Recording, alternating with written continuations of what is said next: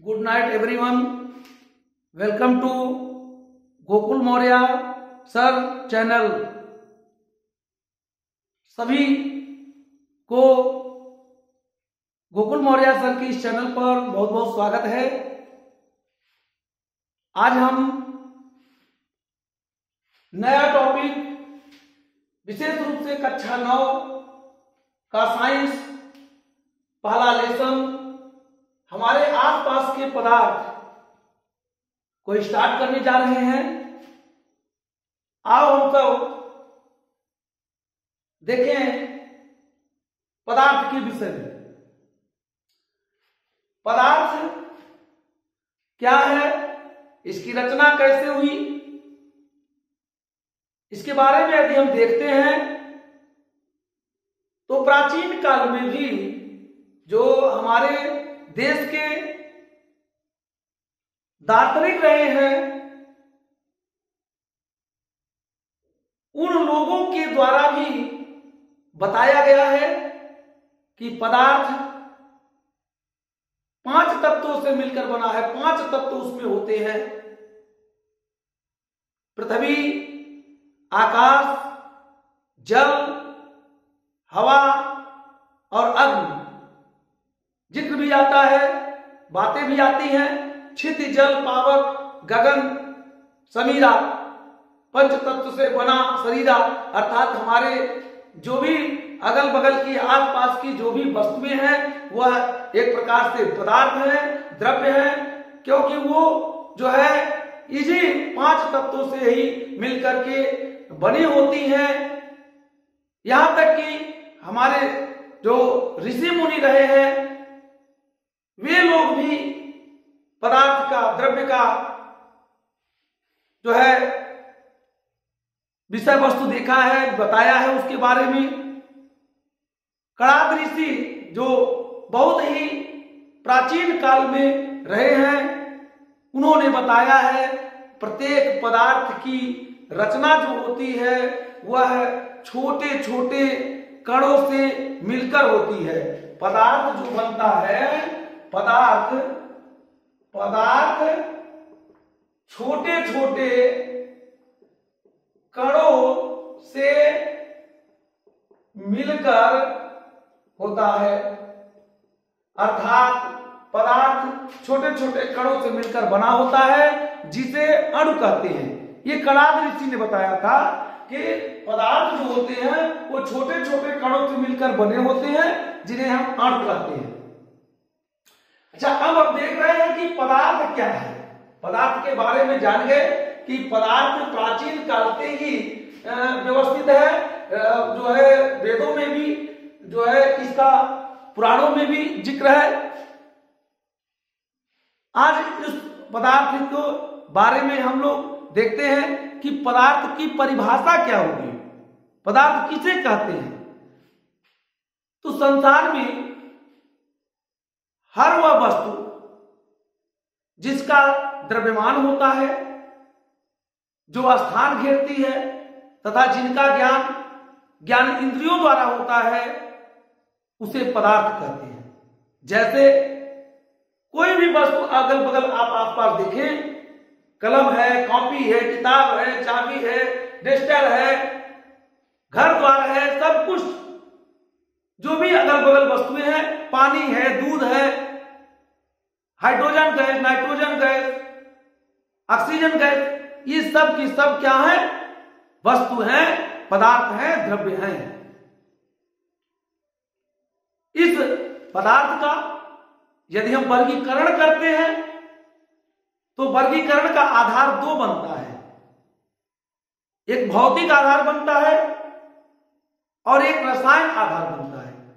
पदार्थ को 2 भागों में बांटकर देखा जाए तो भौतिक आधार तथा रसायन आधार 2 आधार बनता है। इस वीडियो में हम केवल भौतिक आधार को जो है प्रकाश डाल पाएंगे। आओ हम देखें कि पदार्थ का जो भौतिक आधार है वह क्या है। भौतिक आधार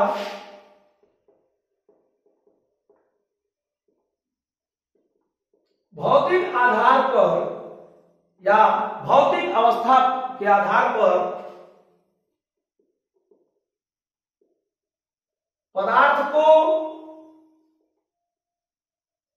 तीन रूपों में या पदार्थ की तीन अवस्था होती है, ठोस, द्रव, गैस।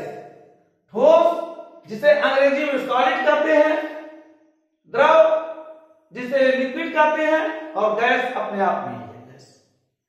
ये ठोस, द्रव, गैस ये मुख्य रूप से तीन अवस्थाएं होती हैं, तीन रूप होता है। लेकिन वर्तमान समय में दो रूपों की खोज और हो चुकी है, प्लाज्मा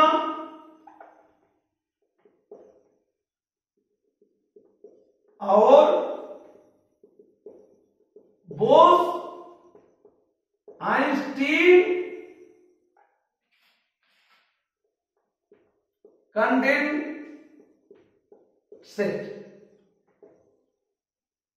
बोस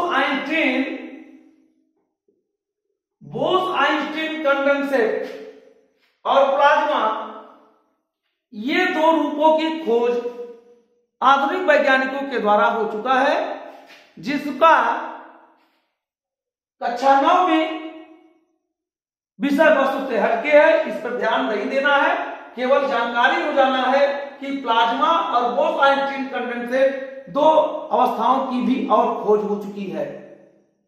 आगे हम देखते हैं कि ठोस, द्रव, गैस ये क्या है, इसका तुलनात्मक अध्ययन हम देखते हैं। इसके लिए पहले आप स्क्रीनशॉट लेना चाहते हैं तो ले सकते हैं। आगे हम देख रहे हैं कि ठोस, द्रव, गैस क्या है।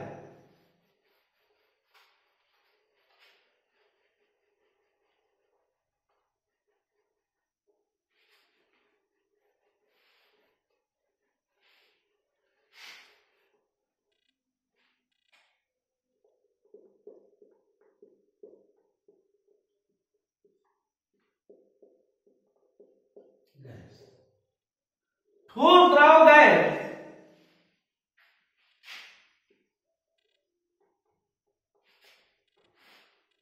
ठोस, द्रव, गैस को यदि हम देखते हैं तो ये ठोस है,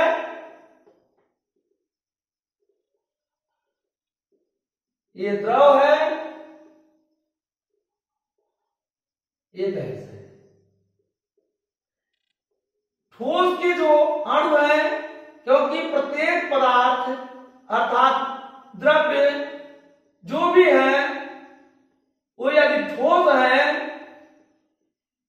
तो उनके अणु अर्थात पदार्थ की जो रचना हुई है वह छोटे छोटे कणों से मिलकर हुई है, तो उसका जो भाग ठोस है, इसमें जो अणु है ठोस के वो बहुत ही पास पास है, एकदम सटे सटे हैं।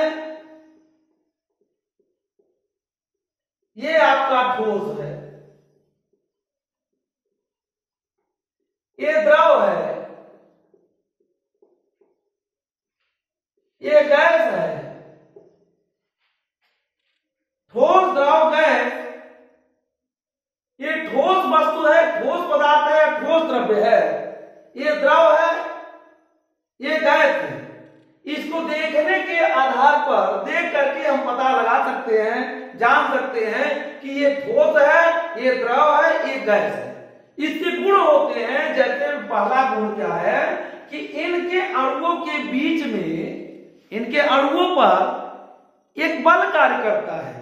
इनके दो या दो से अधिक अणुओं के बीच में एक बल कार्य करता है, आकर्षण का, खिंचाव का बल कार्य करता है, जिसे हम अंतरा आकर्षण बल कहते हैं। जिसे हम क्या कहते हैं? अंतरा आकर्षण बल कहते हैं। अंतरा आकर्षण बल। यह अंतरा आकर्षण जो बल होता है, इसको देखते हैं तो ठोस में देखते हैं, द्रव में देखते हैं और गैस में देखते हैं। किसमें कम होता है, किसमें ज्यादा होता है, किसके आधार पर क्या हम कह सकते हैं। तो जो ठोस होता है, तो ठोस के जो अणु होते हैं वो पास पास होते हैं, अर्थात इनके बीच में, अणुओं के बीच में जो अंतरा आकर्षण बल है वो बहुत अधिक होता है, बहुत अधिक है, इसीलिए वो पास पास होते हैं। तो इसका उच्चतम होता है, उच्चतम या सबसे अधिक होता है। अंतरा आकर्षण बल ठोस का द्रव और गैस से अधिक होता है, अर्थात सबसे अधिक होता है, उच्चतम होता है।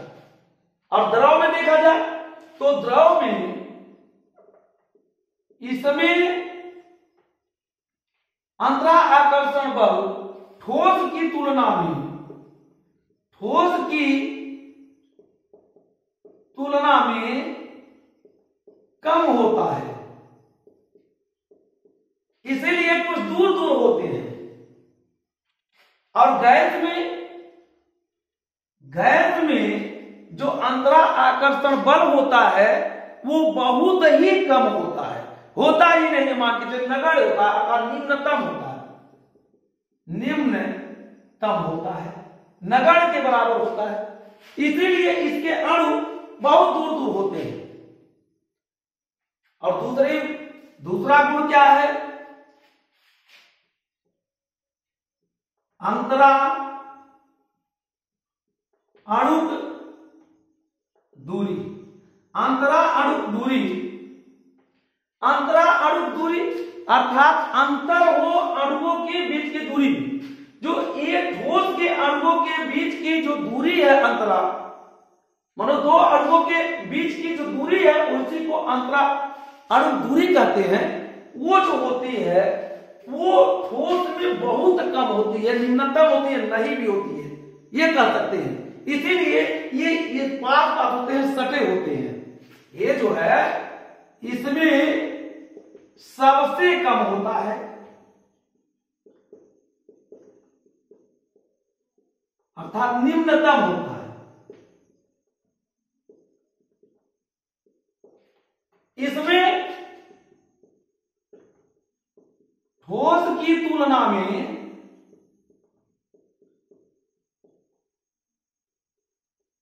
अधिक होता है,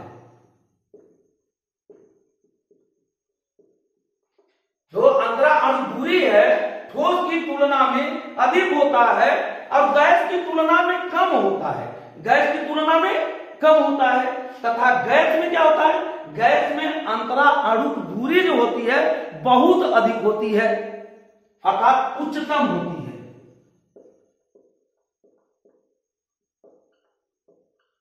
इसीलिए गैस के जो अणु है बहुत दूर दूर होते हैं। इनका आकार हम देखते हैं, अगर आकार ठोस के अणुओं के जो आकार होता है वो एकदम बंधे होने के कारण ठोस का आकार निश्चित होता है, इसके अणु एकदम पास पास होते हैं, हिल डुल नहीं सकते, इसलिए इनको तोड़ने के बाद ही जो है इनका बदल सकता है। इसलिए जो भी वस्तु है, जो भी पदार्थ जिस अवस्था जिसमें भी है उसी तरह से पड़ी रहेंगी, तो इनका जो आकार होता है वह निश्चित होता है।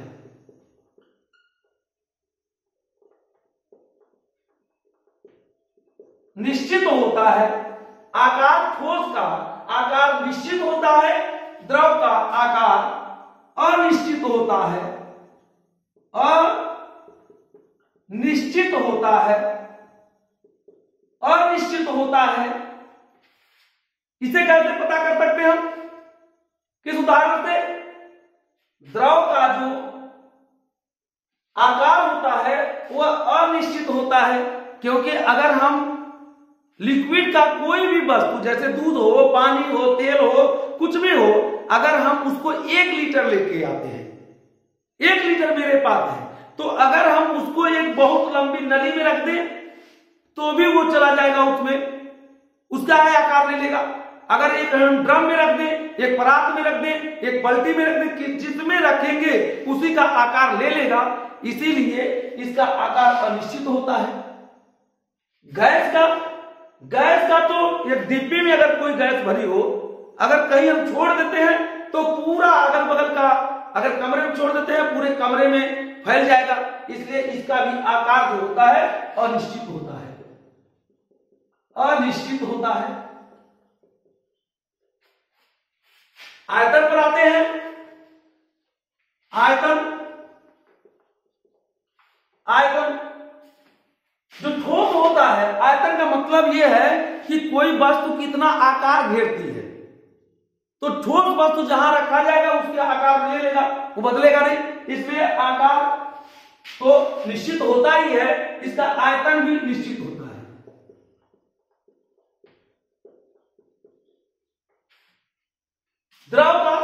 द्रव का जो आयतन है वह निश्चित होता है, निश्चित होता है। क्यों?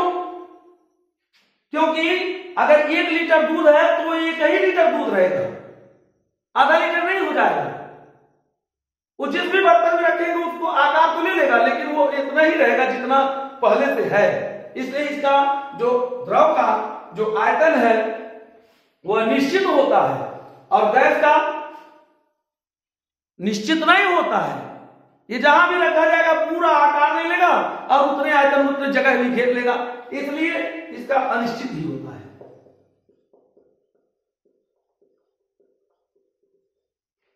इस प्रकार हम ठोस द्रव गैस में तुलनात्मक अध्ययन किए।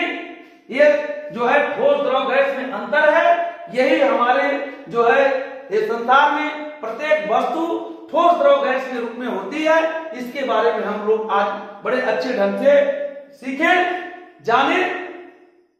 बस अब जो इसका दूसरा पार्ट अर्थात दूसरा वर्गीकरण है रसायन के आधार पर, रसायन के आधार पर जो पदार्थ का वर्गीकरण है वो अभी 2 रूपों में होता है। उसको हम अगले वीडियो में देखेंगे।